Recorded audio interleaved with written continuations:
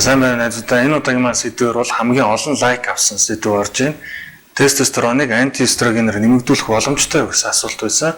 За энэ асуултанд хариулахын өмнө юун түрүүнд эстроген болон тестостерон гэж юу гэдэг товч өгөөд энгийн үгээр тайлбарлая. Тестостерон бол эр хүйсний даавар, эстроген бол эм хүйсний даавар. За энэ хоёр даавар бол эрэгтэй эмэгтэй хүний цуснд бол аль алинд байдаг. За энэ дааврын хэмжээгээр л бид нэр эр хүйст нь үү, эм хүйст нь үү гэж ерөөхдөө ялгардаг. За ойлгомжтой. Эрэгтэй хүнд бол тестостерон буюу эрг гормон нь өндөр, харин эмэгтэй хүнд бол эстроген нь өндөр байт юм аа. За энэ даавар дарангуулагч төрлийн юмнуудыг ерөнхийд нь бол хоёр хувадаг. Антиэстроген, нөгөөх нь бол ароматаз ингибитор. Антиэстрогенд бол кломифен, тамоксифен, тормифен ордог. Харин ароматаз ингибиторт бол анастрозол, летрозол ордог. За энэ хоёр юугаар ялгаатай байдаг вэ гэхээр антиэстроген бол цуснд эстрадиолог бол шууд буулгадаг. Харин ароматаз ингибитор бол цуснд эстрадиолог шууд буулгадаг. За антиэстроген донд кломифен бол хамгийн онцлогтой.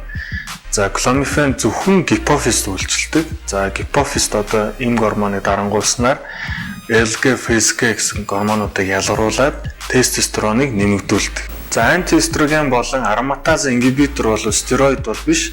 За манай бодигийн спортод яагаад ороод ирсэн бэ гэхээр би өмнөх бичлэгүүдээр хэлж ирсэн байдаг. За бодигийн тамирчид бол гаднаас тестостерон хэрэглэдэг. За энэ бичлэгүүдийг үзэх бол та заавал үзээрэй. За ингээд гаднаас тестостерон хэрэглээд ирэхлээр цуснд одоо тестостерон маш өндөр болно. За энүүд бол аромат процесс болдог. За энэ процесс яадаг вэ гэхээр эрэгтэй гормон одоо тестостерон, эмэгтэй гормон болон хувирдаг. За ингээд одоо эрэгтэй хүнд одоо эмэгтэй гормон өндөр болоод ирэхлээр нөгөө нэг стероидын сөрөг нөлөөнүүд гараад эхэлдэг. За энэ сөрөг нөлөөнүүд бол батгаших, даралт ихсэх, за мөн эмэгтэй хүнийх шиг одоо хөхний толгой ургах гэсэн.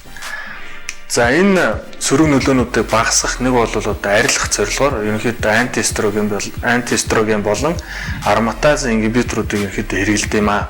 За зөвхөн саяны дурдсан сөрөг нөлөөнүүдийг багасгах зорилгоор хэрэглэдэг, өөр бас нэг тохиолдолд хэрэглэдэг. За тамирчин стероидын курс хэрэглэсний дараа өөрийн тестостерон багасчдаг. За энэ тестостероныг эргээд хэвийн түвшинд аваачихын тулд антиэстроген болон ароматаз ингибиторыг хэрэглэдэг юм аа. За энэ бол ерөнхийдөө бидний асуултын хариулт болж орж ирж байна. Та бүхэн асууж ирсэн антиэстрогенээр тестостероныг нэмэгдүүлэх боломжтой юу гэсэн. За энэ асуултын хариулт бол тийм ээ, боломжтой. За маш олон ерөнхийдөө судалгаанууд байдаг. 50-с дээш насны эрэгтэй хүмүүст бол одоо 2 сарын турш одоо антиэстроген өгснөөр тестостероныг 50-с 80% ихсгэсэн ийм судалгаанууд байдаг. За магадгүй та антиэстроген хэрэглээл тестостероныг нэмэгдүүлчих гэж бодож магадгүй. Гэхдээ ямар ч төрлийн энэ дээр сөрөг нөлөө гэж би. За ингэж нэмэгдүүлэхэд бол нэгдүгээр заавал шинжилгээ өгсөн байх шаардлагатай. Хоёрдугаарт бол энийг зөвхөн эмчийн хяналтанд л хийдэг.